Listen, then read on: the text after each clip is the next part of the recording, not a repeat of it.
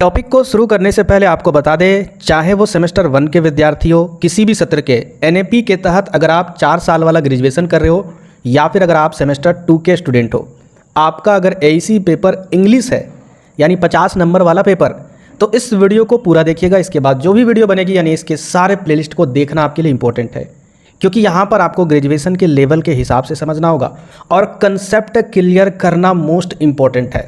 चाहता तो मैं आपको एक फॉर्मेट दे देता, ट्रिक बता देता और ट्रिक के माध्यम से अगर आप गलत सलत जैसे भी इसको लिख देते, टोटल 8 नंबर का क्वेश्चन रहता है, निश्चित तौर पर मानिए 5 नंबर से 6 नंबर से आपको इधर नहीं मिलने वाले, यानी आपका नंबर ज़्यादा नहीं कटता, लेकिन ट्रिक से कोई भी बेनिफिट नहीं होने वाला है। तो चलिए हम लोग वीडियो को शुरू करते हैं। आज के वीडियो में हम लोग रिपोर्टिंग राइटिंग के बारे में जानेंगे, क्योंकि हो सकता है, क्योंकि 100% में 1% चांस है आपके एग्जाम में ये भी पूछा जा सकता है कि रिपोर्टिंग राइटिंग से आप समझते क्या हो, या फिर हो सकता है इससे रिलेटेड 1 नंबर में क्वेश्चन पूछ दे। तो मेरा फ़र्ज़ क्या बनता है कि आपको फॉर्मेट बताकर सिर्फ ये नहीं बताना कि हाँ आप ऐसे ऐसे लिखिए, ये भी बताना ज़रूरी है कि रिपोर्टिंग राइटिंग होता क्या है, कितने प्रकार के होते हैं। सबसे पहले इसको समझते हैं और देखिए, जो चीज़ मैं आपको बताऊँगा ना, वाकई में अगर आप उस चीज़ को अगर आप फॉलो कीजिएगा, कभी भी आपका कंसेप्ट इधर उधर नहीं होगा।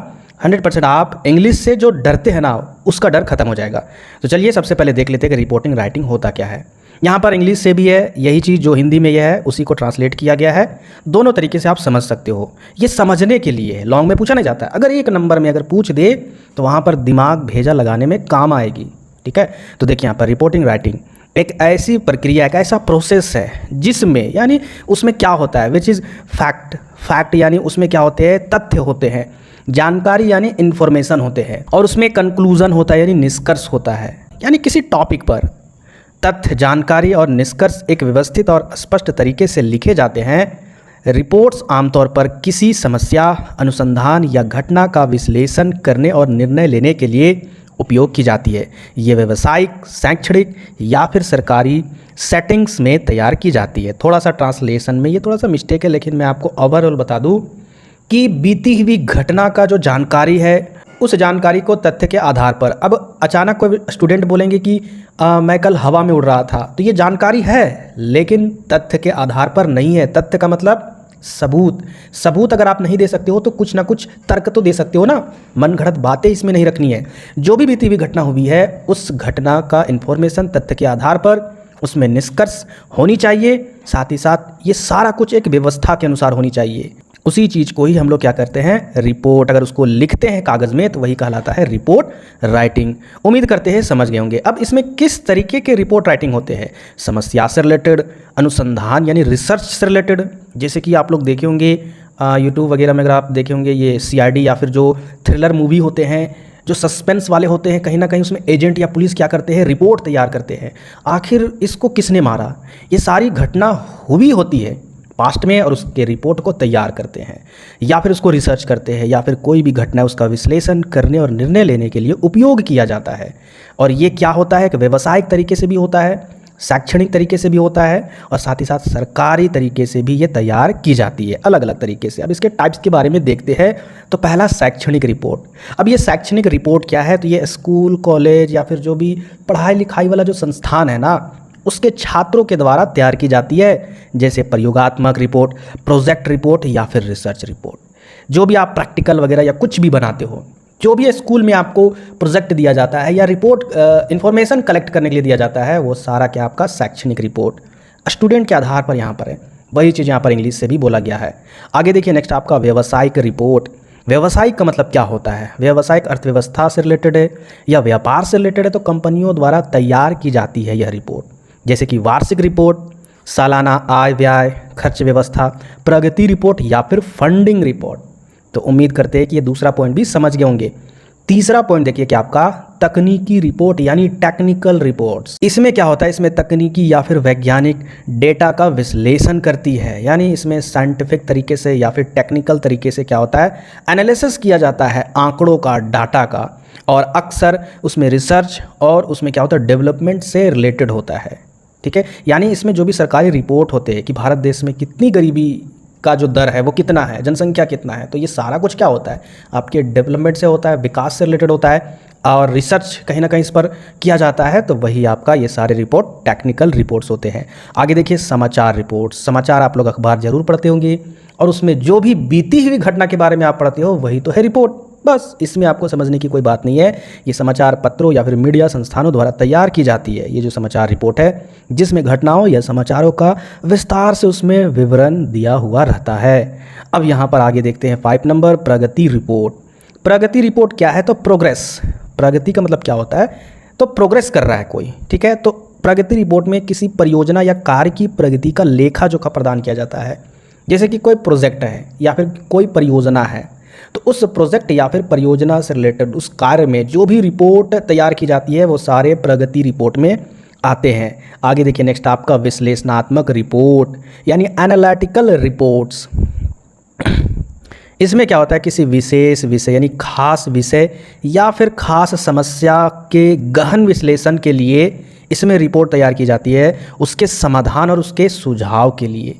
यानी कोई भी खास टॉपिक है, अब उसमें जो भी समस्या जो भी प्रॉब्लम है सॉल्व किया जाता है, और उस समस्या को सॉल्व करने के लिए जो भी उसमें गहन मंथन या जो भी रिसर्च किया जाता है या फिर विश्लेषण किया जाता है, उसके समाधान के लिए सुझाव दिया जाता है, प्रदान किया जाता है, वो सारे विश्लेषणात्मक रिपोर्ट में आते हैं, यानी एनालिटिकल रिपोर्ट्स। आगे देखते हैं नेक्स्ट आपका फीचर रिपोर्ट्स। अब ये क्या है? तो विशेष रुचि के विषयों पर, यानी जिसमें खास करके रुचि है उस टॉपिक पर, उस विषय पर, तो उस पर गहन जानकारी देती है। यानी किसी खास टॉपिक पर, किसी खास विषय पर अगर रिपोर्ट तैयार किया जाए, इन्फॉर्मेशन दिया जाए जो आमतौर पर किसी विशेष मुद्दे या फिर व्यक्ति पर केंद्रित होता है, जैसे कि कोरोना वायरस कहीं ना कहीं ये खास विषय है, इस पर अगर आप रिपोर्ट तैयार कर रहे हो तो ये भी एक फीचर रिपोर्ट ही कहलाएगा। चलिए ये 7 हो गया। अब 8 में देखिए मिस्ट्रेस रिपोर्ट, यानी मिस्ट्रेस समझते हो? मिस्ट्री समझते हो? कहीं ना कहीं एक रहस्यमय चीज़ है। तो इसमें क्या होता है? ये विस्तृत तरीके से किसी घटना या परिस्थिति का विवरण देती है, जैसे कि जांच रिपोर्ट। अब कोई भी रहस्यमय चीज़ है उसमें जांच किया जाता है, जांच करने के बाद उसकी रिपोर्ट तैयार की जाती है, तो वो आपका मिस्ट्रेस रिपोर्ट में आता है। तो ये हो गया आपका रिपोर्ट के प्रकार या फिर रिपोर्ट के बारे में। यहाँ पर हमने टोटल प्रकार में एक चीज़ देखा कि रिपोर्ट का मतलब एक ही चीज़ है, यानी अगर आपसे कोई बोले कि रिपोर्ट तैयार कीजिए, तो भाई वो घटना हो चुकी है, यानी वो ना तो फ्यूचर में होगा ना तो प्रेजेंट में होगा, वो हो चुका है, यानी वो पास्ट टेंस वाला टॉपिक के बारे में आपसे क्वेश्चन पूछ रहा है। और अगर जब भी आपसे अगर कोई भी बोले रिपोर्ट तैयार करने के लिए, तो सबसे इम्पोर्टेंट बात अपने माइंड में रखिएगा, जब भी एग्ज़ाम हॉल में इस टॉपिक के आंसर को लिखिएगा तो उस समय इसके आंसर को लिखते समय आप हमेशा एक बात को रखिएगा कि आपको कभी भी प्रेजेंट टेंस या फिर फ्यूचर टेंस नहीं यूज़ करना है, नहीं तो आपका मार्क्स कटेगा। साथ ही साथ एग्जामिनर का भी माथा अगर फिर गया ना तो फिर बहुत ज़्यादा मार्क्स काट देंगे। क्योंकि अगर रिपोर्ट आप ग्रेजुएशन में लिख रहे हो और आपको इतना पता नहीं है कि रिपोर्ट का जो सेंटेंस है वो किस टेंस में है, क्योंकि आप हमेशा ट्रिक के माध्यम से वीडियो देखते हो कि चलो ये बता दिए, इसको रट लेते हैं, बीच में आए बाय कुछ भी भर देंगे, और वही आए बाय के चक्कर में उसमें अगर आप प्रेजेंट टेंस वाला सहायक क्रिया इज़ या फिर आर या फिर अगर आप एम यूज़ कर देते हो या फिर फ्यूचर टेंस वाला विल या फिर सॉल का यूज कर देते हो, तो कहीं ना कहीं आपकी परेशानी मार्क्स में बढ़ जाती है। तो इसीलिए सबसे इंपॉर्टेंट चीज़ है, जब भी अगर आप रिपोर्ट लिखिएगा तो 95% चांस होता है कि उसमें पास्ट टेंस ही रहते हैं। बाकी ये जो 5% जो चांस रहता है ना, प्रेजेंट में ही चुका चुकी वाला होता है, तो 5% को हम लोग काउंट नहीं करते हैं, इतना समझते हैं कि ये ओवरऑल 100% पास्ट टेंस में ही रहता है। इसमें ज़्यादा जो सेंटेंस यूज होता है किस तरीके से होता है वो देखिए। यहाँ पर 3 टाइप से होते हैं, यानी इसमें क्या होगा कि था, थी, थे। तो इस तरीके से अगर आप सेंटेंस का यूज करोगे तो इसके लिए आपको क्या स्ट्रक्चर यूज़ करना होगा? हाँ, एक बात याद रखिएगा, आपको टेंस पूरे तरीके से जानकारी होनी चाहिए, उन सभी के स्ट्रक्चर के बारे में आपको जाननी होगी, इतना कंसेप्ट क्लियर करना होगा, ठीक है। तो यहाँ पर देखिए जो पास्ट टेंस है जिसमें था, थी, थे आते हैं, उसमें सब्जेक्ट प्लस वाज या फिर वेयर आता है, यानी सब्जेक्ट कोई भी चीज़ रह सकता है, उसके बाद आपको वाज लगाना है, उसके बाद आपको वेयर लगाना है। वाज या वेयर कहाँ लगता है वो आपको अच्छी तरीके से पता है, यानी जहाँ भी अगर प्लूरल है तो वहाँ पर आपका वेयर लगेगा, और सिंगुलर यानी वाज, या फिर अगर ऐसे नहीं समझ रहे हो तो थर्ड पर्सन के साथ वाज लगता है, थर्ड पर्सन के सिंगुलर नंबर के साथ जो पर्सन होता है, और बाकी के साथ आपका वेयर लगेगा। तो इस तरीके से अगर हम एग्जाम्पल देखें तो वहाँ बहुत भीड़ थी, यहाँ पर भी थी आया, तो था, थे, कुछ भी आना चाहिए। अब ये जो सेंटेंस है, ये जो वाक्य है, ये किस टेंस में है? पास्ट टेंस में है। देखिए आपको थोड़ा सा उलझन होता होगा, यहाँ पर क्या समझा रहे सर, सारी वीडियो में ट्रिक के माध्यम से देख रहे, अभी इसको समझिए, उसके बाद देखिएगा कितना आसान लगेगा। तो यहाँ पर क्या है वाक्य, वहाँ बहुत भीड़ थी, तो इसको कैसे लिखेंगे? देयर, यानी वहाँ, वाज ए बिग क्राउड, यानी बहुत भीड़ थी तो हो जाएगा बिग क्राउड। अब ये वाज लगाना क्यों कंपलसरी था? क्योंकि हम रिपोर्ट तैयार कर रहे हैं और रिपोर्ट बीती हुई घटना को ही कहते हैं, इसीलिए वाज लगाना पड़ा। अगर यहाँ पर इज लगा देते तो प्रॉब्लम हो जाता। अब यहाँ पर देखिए दूसरे टाइप में, ठीक है, तो यहाँ पर सब्जेक्ट प्लस V2 वाला ये आपका स्ट्रक्चर लग सकता है। जैसे कि बेरोजगार व्यक्ति कुएं में कूद गया, तो बेरोजगार व्यक्ति कुएं में कूद गया, या फिर ये भी घटना हो सकती है जैसे कि आप किसी एक्सीडेंट के बारे में अगर आपको रिपोर्ट तैयार करने के लिए बोल रहा है तो वह व्यक्ति वहाँ से भाग गया। तो इस तरीके से अगर आप सेंटेंस बनाओगे तो कैसे बनाओगे? तो यहाँ पर आपको लिखना होगा द जॉबलेस पर्सन, यानी जो बेरोजगार व्यक्ति था उसके पास जॉब नहीं है, तभी ना यहाँ पर जॉबलेस हुआ। तो the jobless person jumped into the well, कुएं में कूद गया, जंप कर गया। तो ये भी कहीं ना कहीं पास्ट टेंस है। कैसे हम लोग पता कि ये जो आपका V2 लगा है ना, ये पास्ट इंडिफिनिट होता है सब्जेक्ट के बाद अगर V2 लगता है। आइए हम लोग थर्ड नंबर पर आते हैं। यहाँ पर देखिए पैसिव वॉइस वाले टेंस, आप लोग एक्टिव टू पैसिव ये वाले आप लोग क्लास 10th या फिर 11th में बनाए होंगे, तो उसी को थोड़ा बहुत याद कर लीजिए। तो उसमें क्या होता था? ऑब्जेक्ट प्लस वाज या फिर वेयर लगेगा, उसके बाद V3। तो इसके लिए उदाहरण क्या है कि चोरों को गिरफ्तार कर लिया गया। अब ये चोरों है, बहुत सारे स्टूडेंट को लगे ये तो सब्जेक्ट है। नहीं, शुरू में जो रहेगा वो सब्जेक्ट नहीं होता, जो काम को करता है ना वो सब्जेक्ट होता है। तो चोर ने चोरी करके भाग रहा था, यानी चोर चोरी कर भाग रहा था।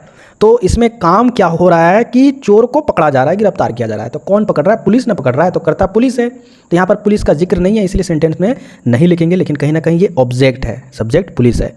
तो इसलिए यहाँ पर चोर को यहाँ पर क्या लिखेंगे? ऑब्जेक्ट के आधार पर, यानी द थीव्स वेयर अरेस्ट, यहाँ पर हो जाएगा अरेस्टेड, ठीक है, यहाँ पर डी हो जाएगा, मिसप्रिंट हुआ है, यानी द थीव्स वेयर अरेस्टेड, यानी चोर को पकड़ लिया गया। तो ओवरऑल एक ही लाइन में आपको जानना है, पास्ट टेंस का ही यूज करना है। अब हम लोग एक टॉपिक पर रिपोर्ट तैयार करेंगे और देखेंगे किस तरीके से रिपोर्ट का फॉर्मेट होता है और किस तरीके से इसमें देखिएगा एक भी प्रेजेंट टेंस वाले किसी भी एक्सिलरी वर्ब को नहीं यूज किया गया है, ठीक है। तो यहाँ पर देखिए क्या फॉर्मेट होता है। जैसे कि मैं यहाँ पर इस टॉपिक को लेकर आया हूँ, ब्लड डोनेशन कैंप।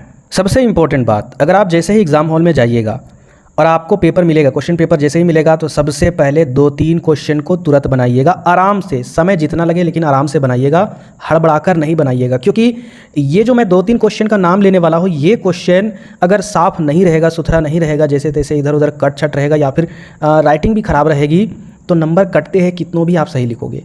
और अगर आपने थोड़ा बहुत सही लिखा और अच्छे से लिखा ना, तो नंबर नहीं कटता है। पहला तो रिपोर्ट राइटिंग, सबसे पहले इसी को आपको लिखना है, ठीक है, क्वेश्चन जैसे मिलेगा। उसके बाद एप्लीकेशन, ठीक है, लेटर याद रखिएगा।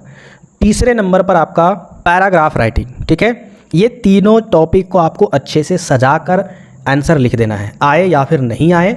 मैं आपको सारे टॉपिक में अच्छे तरीके से बताऊंगा, नहीं आने पर क्या करना है, तो सबसे पहले इन्हीं को लिखना है। तो चलिए हम लोग ब्लड डोनेशन को देखते हैं, इस टॉपिक को किस तरीके से आपको लिखना है। फॉर्मेट में आपको क्या करना है, कॉपी के पन्ने में, जैसे कि ये पेज है, सबसे बीच में आपको ऊपर में हेडलाइन देना है, कैपिटल लेटर में, स्मॉल में मत लिखिएगा, कैपिटल लेटर में लिखिएगा। जो भी टॉपिक है, जैसे ब्लड डोनेशन पर आपको लिखना है तो लिखना है यहाँ पर हेडिंग ब्लड डोनेशन कैंप, ठीक है। बहुत सारे टीचर भी आपको बताएंगे कि लिखना है ब्लड डोनेशन कैंप ऑन या फिर बाय आवर स्कूल, तो ऐसे ज़रूरी नहीं है, बहुत ख़राब लगता है कॉपी में।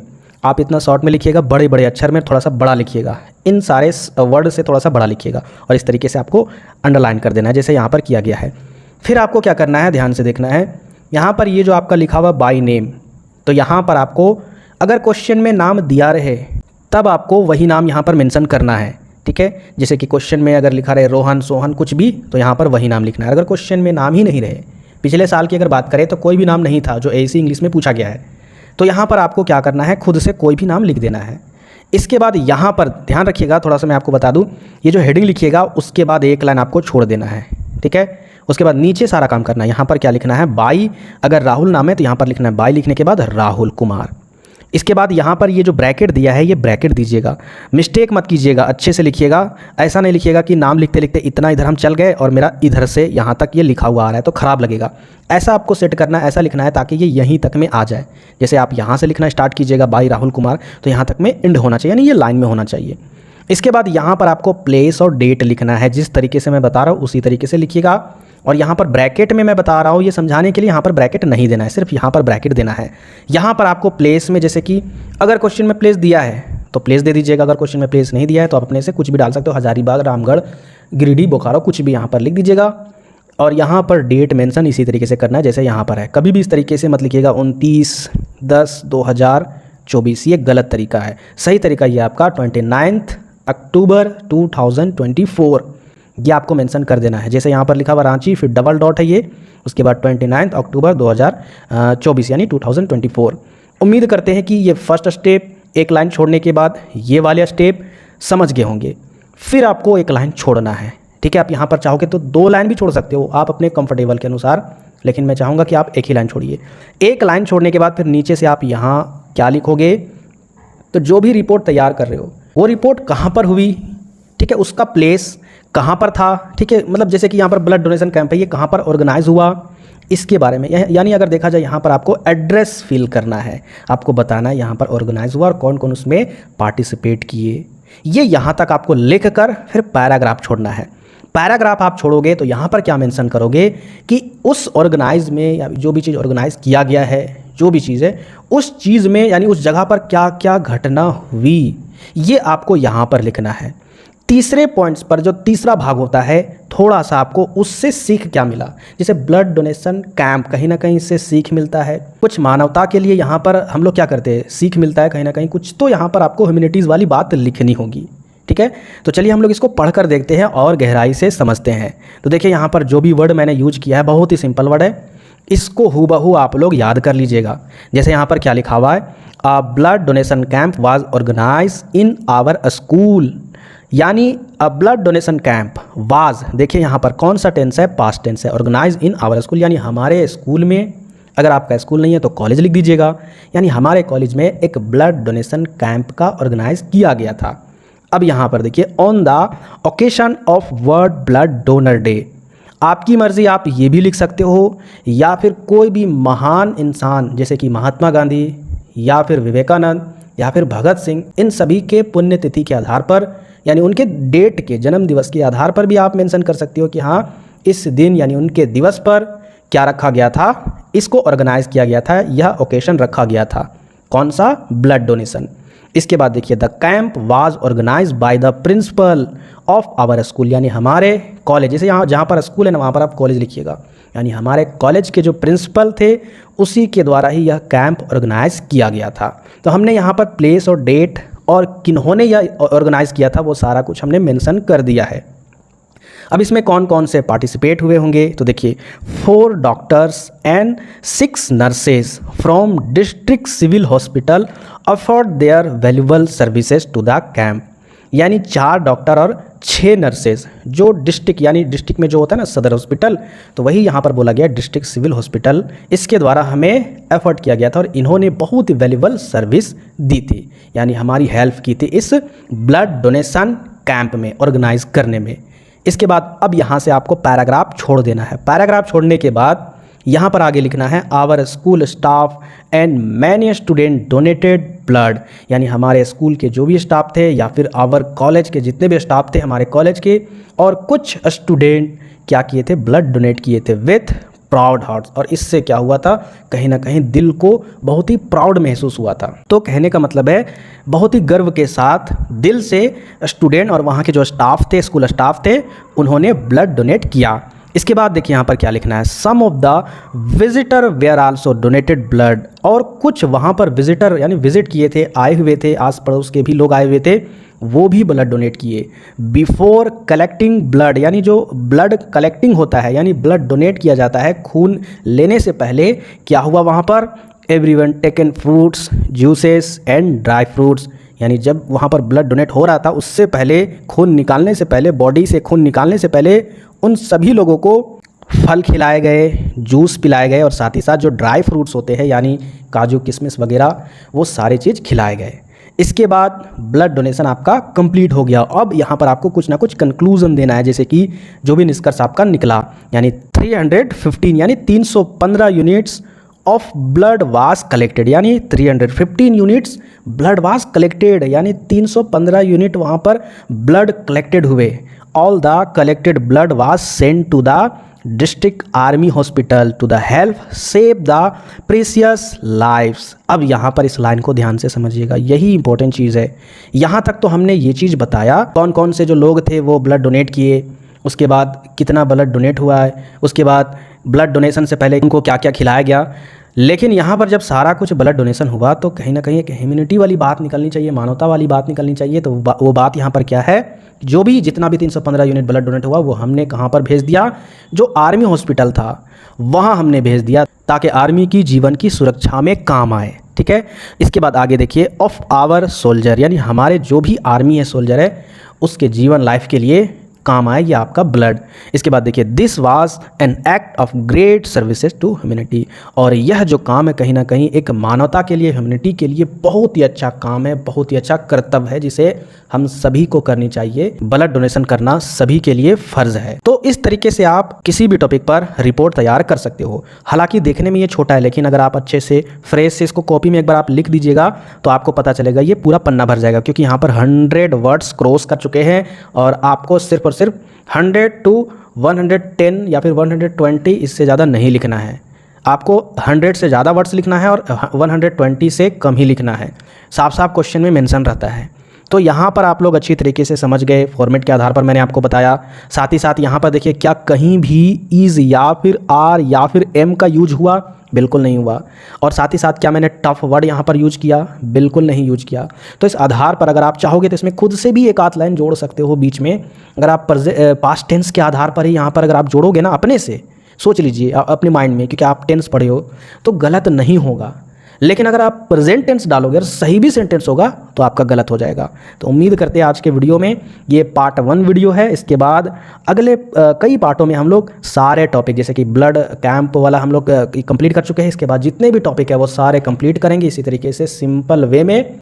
उम्मीद करते हैं कि आपको समझ में आया होगा। वीडियो को लाइक कीजिएगा और नए व्यूवर के पास शेयर जरूर कीजिएगा। बाकी आपका मन करे तो सब्सक्राइब भी कर लीजिएगा।